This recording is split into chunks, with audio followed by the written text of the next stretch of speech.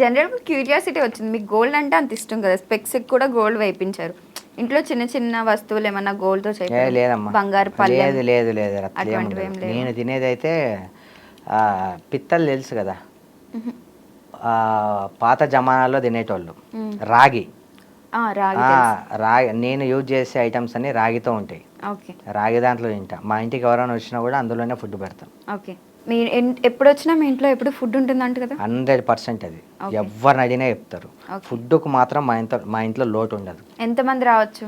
ఎంతమంది అని చెప్పామమ్మా, వస్తూనే ఉంటారు. మా అమ్మ ఉన్నప్పుడు చాలా ఎక్కువ మంది వచ్చేటోళ్ళు. ఇప్పుడు కొంచెం తగ్గిపోయారు.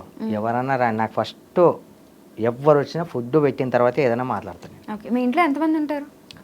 నేను, మా నాన్న ప్రెజెంట్, మా పనామె, మా కాకాలు పిన్నిలు వాళ్ళు పక్కన ఉంటారు. కానీ మా ఇంట్లో మాత్రం నేను, నాన్న. అమ్మ ఉన్నప్పుడు బాగా సందడిగా ఉండేది. ఓకే. ఇప్పుడు లేదు. ఓకే. ఎంతమందికి వండుతారు మామూలుగా? పొద్దున్న ఉన్నప్పుడు ఎంతమందికి అన్నం వండుతారు? ఒక 15-20 మందికి వండుతారు. 15-20 మందికి. ఇక వచ్చేదాన్ని బట్టి. మరి పెళ్లి ప్లానింగ్స్ ఏం లేవా మీకు? పెళ్ళి అయిపోయింది నాకు ఆల్రెడీ. పెళ్ళి అయిపోయిందా? అయిపోయింది. ఎప్పుడు? 3 years అవుతుంది. 3 years అవుతుందా? మరి ఆమె ఎక్కడ ఉంటారు? వదిలేయండి ఆ టాపిక్. చెప్పండి. అంటే అసలు ఇన్ని విషయాలు తెలుసు కానీ మీకు పెళ్ళి అయిందన్న విషయం ఇప్పటి వరకు మాకు తెలియదు.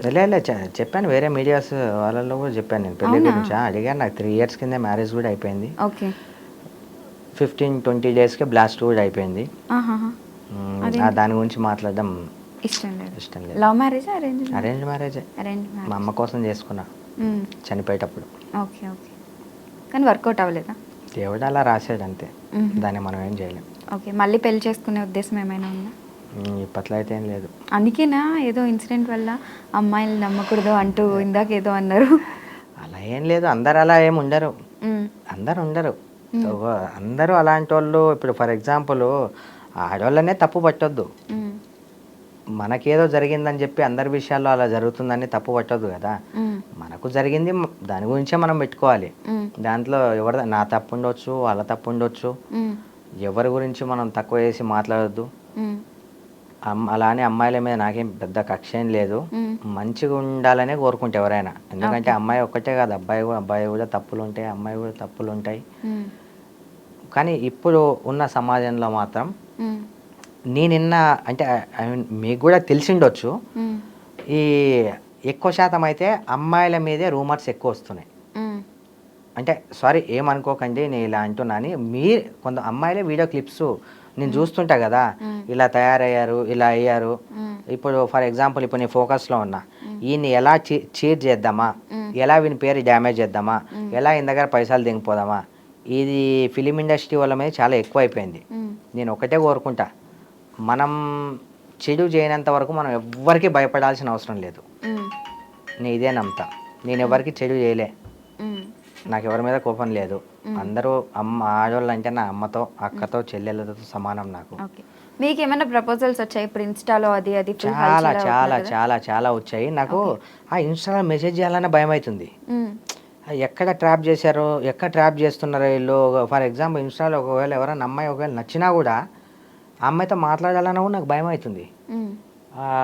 ఎలా అయిపోయింది ఇప్పుడు ఫర్ ఎగ్జాంపుల్ ఎవరైనా కనిపిస్తున్నారు మీడియా ముందు, కొంచెం ట్రెండింగ్లో ఉన్నారంటే వాళ్ళని ఎలా ట్రాప్ చేద్దాం, ఎక్కడ మెసేజ్ చూపిద్దాం, ఎక్కడ చేద్దాం అని ఎవరికైనా రిప్లై చేయాలన్నా కూడా నాకు భయం అవుతుంది. చాలా వస్తున్నాయి. అందుకు నేను ఈ వాట్సాప్లు, ఈ ఫేస్బుక్లు ఇవన్నీ నేను నమ్మ, డైరెక్ట్గా చూసి డైరెక్ట్గా ఇదే నమ్ముతా నేను. ఓకే. ఇప్పుడు 10 సంవత్సరాల్లో మీకు ఎవరన్నా ఈ అమ్మాయి అంటే ఇలా ఉండాలి అన్నట్టు ఏమన్నా అనిపించారా? అంటే ఎటువంటి క్వాలిటీస్ ఉండాలి అసలు మీకు నచ్చాలంటే? ఫస్ట్ నన్ను అర్థం చేసుకోవాలి. తర్వాత ఎంతోమంది మన ఇంటికి వస్తుంటారు, ఆకలి అని వస్తుంటారు, ప్రాబ్లం అని వస్తుంటారు. ప్రతి ఒక్కరికి నేను చెప్పకముందే వాళ్ళని రిసీవ్ చేసుకొని వాళ్ళ కడుపు నింపేదే ఉండాలి. పూజ పునస్కారాలతో గడిపేయాలి. ఇలాంటి అమ్మాయి అంటే నాకు చాలా ఇష్టం. నాకు ఆ అమ్మాయి దగ్గర ఏం అవసరం లేదు. నాకు ఒక్క చిల్లి గవ్వ కూడా నాకు అవసరం లేదు. నేనే కావాలంటే ఆ అమ్మాయికి ఉల్టా నేనే పెళ్లి చేసుకొని అన్నీ నేనే పెట్టుకొని అన్నీ చేసుకుంటా. నాకు ఏదన్నా డ్రీమ్ ఉందంటే నా లైఫ్లో నేను 3.5-4 సంవత్సరాల నుంచి కష్టాలు తప్ప ఇప్పటిదాకా నేను సంతోషకరమైన విషయం నా లైఫ్లో జరగలేదు, నేను గడపలేదు. నేనేదో పైకి నటిస్తున్నా, కానీ లోపల మాత్రం పీస్ అయిపోతుంది. ఈ నవ్వు ఇది కాదు, నా స్వచ్ఛమైన నవ్వు కాదు, నేను ఉండే ఇది నాకెందుకో నాకు నచ్చట్లే, నా ఫన్నీనెస్ వేరు, నా హ్యాపీనెస్ వేరు, అసలు ఇది వేరు. ఒకటి మా మమ్మీ చనిపోవడం అది ఒక మేజర్ ఎఫెక్టు. అంతకు మించి నా ఫ్యామిలీ అది పెళ్ళి బ్లాస్ట్ అవ్వడం అది ఇంకా మేజర్ ఎఫెక్టు. డిప్రెషన్లోకి వెళ్ళిపోయా. కానీ నేను బతికేస్తున్నా అంతే. అంటే ఎందుకోసం నన్ను బతికించాడో. కానీ నాకు కూడా ఒక లైఫ్ ఇందాక చెప్పాను క్వాలిటీస్.